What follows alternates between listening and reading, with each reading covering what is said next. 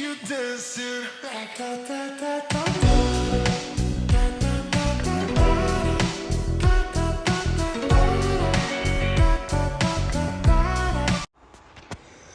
আসসালামু আলাইকুম প্রিয় গাইস, কেমন আছেন? আশা করি সবাই ভালো আছেন। এখন আপনারা যা দেখতে পাচ্ছেন আমাদের চোখের সামনে, সেটি হলো বাবতাল কোরআন। মাশাআল্লাহ, আল্লাহ আল্লাহ। এটা এই এই যে বাব কোরআন, হ্যাঁ, এটা আপনারা মক্কা থেকে যদি জেদ্দা যান তাহলে এটা নিচে দিয়ে যেতে হবে, এবং যারা জেদ্দা থেকে মক্কাতে আসে তারাও কিন্তু এটা নিচে দিয়ে আসে। হ্যাঁ, এটা শুধু তারাই দেখতে পাবে যারা জেদ্দা থেকে মক্কা যাবে এবং মক্কা থেকে যারা জেদ্দা আসবে।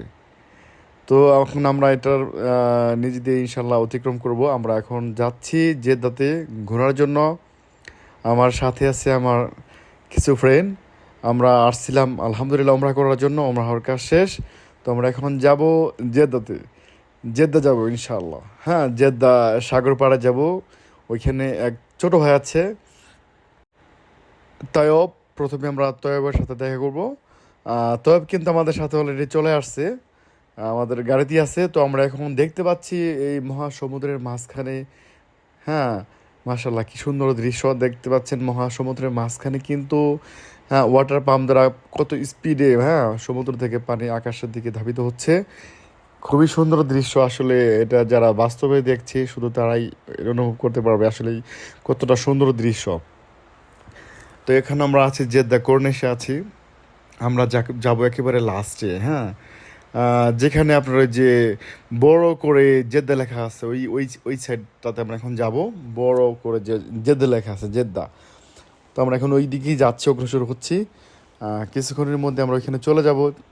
অবশ্য দেখতে পাবেন, সবাই সাথে থাকেন।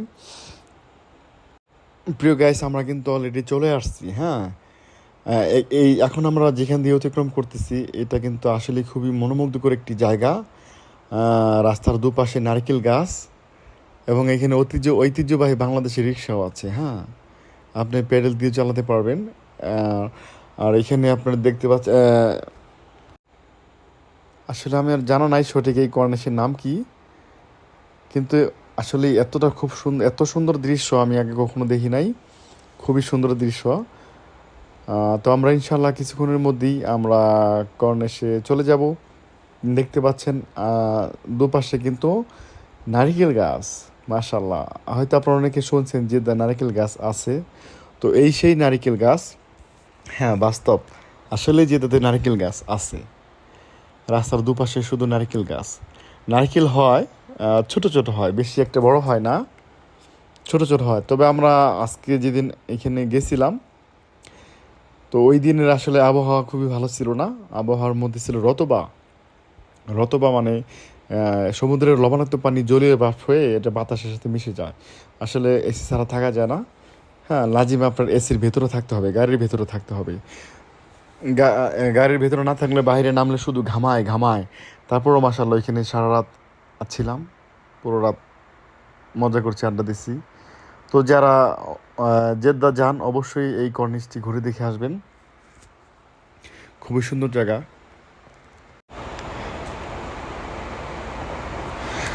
আর আমার সাথে আছে ছোট ভাই তয়ব, আর আমার সাথে আরও আছে আমার বন্ধু মামুন, এবং আদার্স আরও অনেকেই আছে। হ্যাঁ, যারা মক্কাতে যাবেন রিয়াদ থেকে অবশ্যই যাবেন জেদ্দাতে। জেদ্দাতে না গেলে, হ্যাঁ, বুঝতে পারবেন না আসলে কত সুন্দর জেদ্দা শহর। দেখতে পাচ্ছেন এখন সমুদ্রের পানি কিভাবে ঢেউ খেলতেছে। মাশাআল্লাহ, আল্লাহ আল্লাহ। এই যে আমার ছোট ভাইয়া তয়ব, খুবই সুন্দর দৃশ্য আসলে। না দেখলে এটা, বাস্তবে না দেখলে কিন্তু এটার মানে মজাটা আপনি নিতে পারবেন না, যে কিভাবে আসলে যে মহাসমুদ্র, এটা কিন্তু মহাসমুদ্র।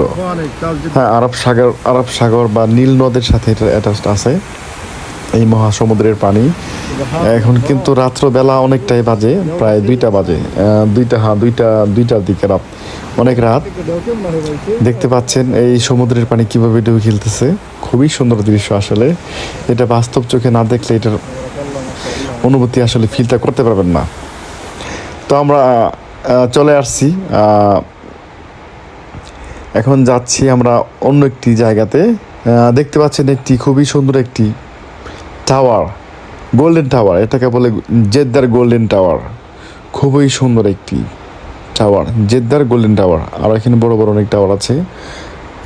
ওইটা ছিল জেদ্দার গোল্ডেন টাওয়ার, এই যে হ্যাঁ, জেদ্দার গোল্ডেন টাওয়ার। কিন্তু গাড়ি রানিং চলাকালীন। আর এখন যেটা দেখতে পাচ্ছেন এটা হলো আপনার ফন্দুক আলা শাহ, মানে পুরোটা বিল্ডিংই আপনার টিভি, এলইডি টিভির মতো, ঠিক আছে, ডিসপ্লে। ফন্দুক আলা শাহ, আরবিতে বলে ফন্দুক আলা শাহ। হ্যাঁ, এবং এই দেখতে পাচ্ছেন এটা কিন্তু আসলে বিশাল বড় আকারের। এটা বাস্তব চোখে না দেখলে আসলে বোঝা যাবে না, এই মোবাইলের ক্যামেরায় বন্দি করছি মাশাআল্লাহ, কিন্তু আসলে এটা কিন্তু বিশাল বড় আকারের, পুরোটা বিল্ডিংই আপনার ডিসপ্লে।